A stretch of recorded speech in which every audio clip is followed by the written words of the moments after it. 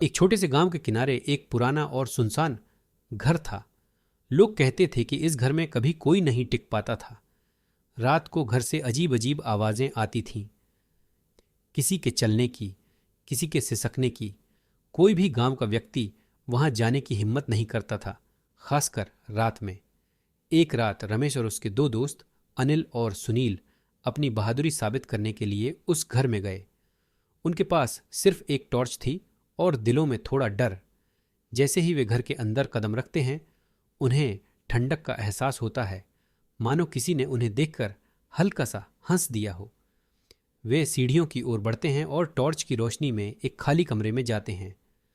कमरे में धूल और मकड़ी के जाले थे, मानो वहां बरसों से कोई नहीं आया हो। तभी उन्हें एक हल्की सी आवाज सुनाई देती है, तुम्हें यहां नहीं आना चाहिए था। वे घबराकर इधर उधर देखते हैं, पर उन्हें कुछ नहीं दिखता।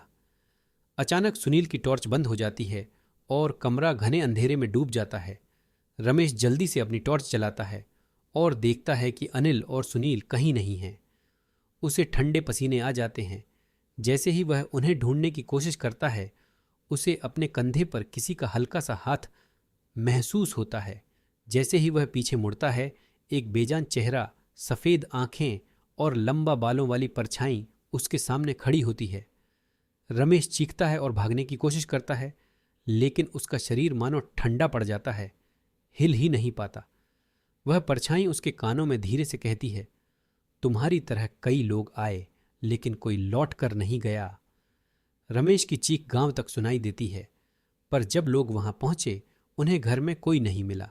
कहा जाता है कि जो भी उस घर में जाता है, उसकी चीख तो सुनाई देती है, पर वो इंसान फिर कभी नहीं दिखता।